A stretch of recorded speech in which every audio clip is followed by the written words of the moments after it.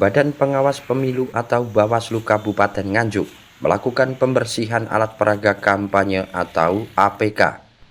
APK yang dipasang sepanjang jalan baik jalan desa, jalan daerah maupun jalan protokol pada masa tenang mulai dibredel petugas.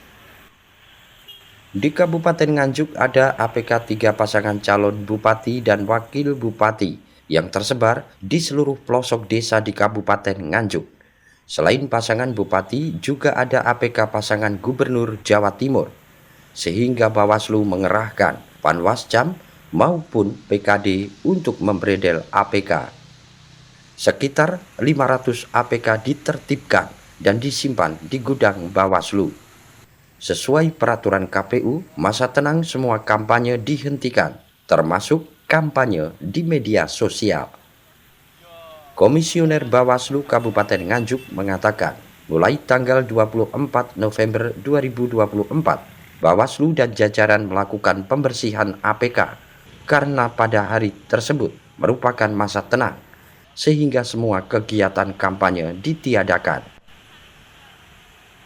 Yang pertama tadi pagi kita mengadakan apel siaga ya dalam rangka pengawasan masa tenang dan persiapan pemungutan suara, sekaligus kita bersama stakeholder pemerintah daerah melaksanakan penertiban alat peraga kampanye yang masih terpasang pada masa tenang.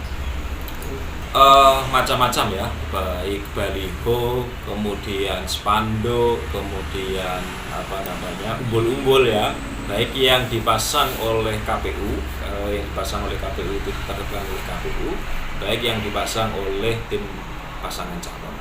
Kalau di undang-undang, baik di undang-undang pilkada, kemudian juga PKPU ya tentang kampanye, itu diatur bahwa pada masa tenang dilarang melaksanakan kegiatan kampanye maupun memasang alat peraga kampanye maupun menyebarkan bahan kampanye. Jadi alat peraga kampanye yang masih terpasang atau bahan kampanye itu tidak boleh disebarkan dan harus ditertibkan sesuai dengan instruksi Bawaslu RI ya, instruksi 23 tahun 2024.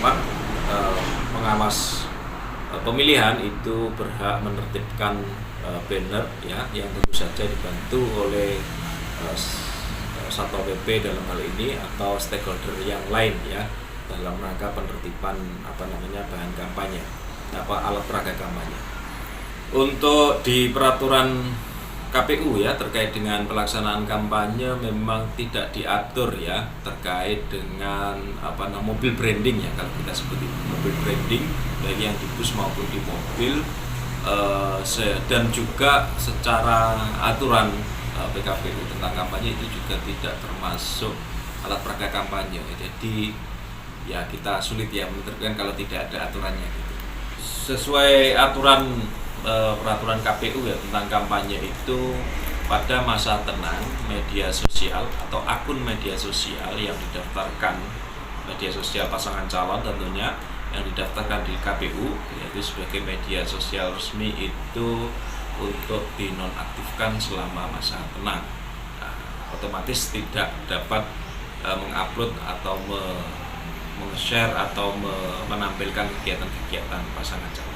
Laporan yang masuk ke Bawaslu terkait pelanggaran paslon gitu.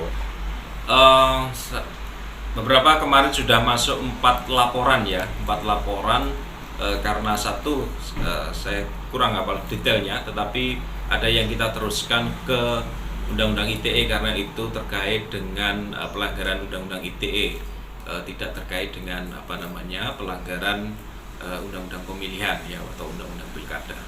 Itu untuk laporan. Kalau untuk temuan ada yang juga sudah diproses, misalnya kaitannya dengan netralitas kepala desa, dugaan netralitas kepala desa itu juga sudah kita teruskan ke PJ Bupati ya melalui Dinas PMD. Oke, untuk pelanggaran itu kan ada 3 jenis yang bisa kita tangani ya. Yang pertama adalah pelanggaran administrasi. Kalau ada yang melanggar kita teruskan ke KPU untuk diberikan sanksi. Yang kedua ada pelanggaran pidana, tindak pidana pemilihan. Kalau memang terbukti memenuhi unsur tindak pidana kita teruskan ke kepolisian melalui sentra penegakan hukum terpadu. Yang ketiga pelanggaran kode etik.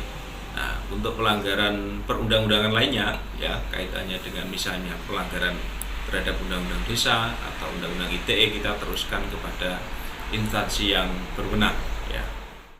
Dari Nganjuk, Haryadi Suwandito, Garda TV.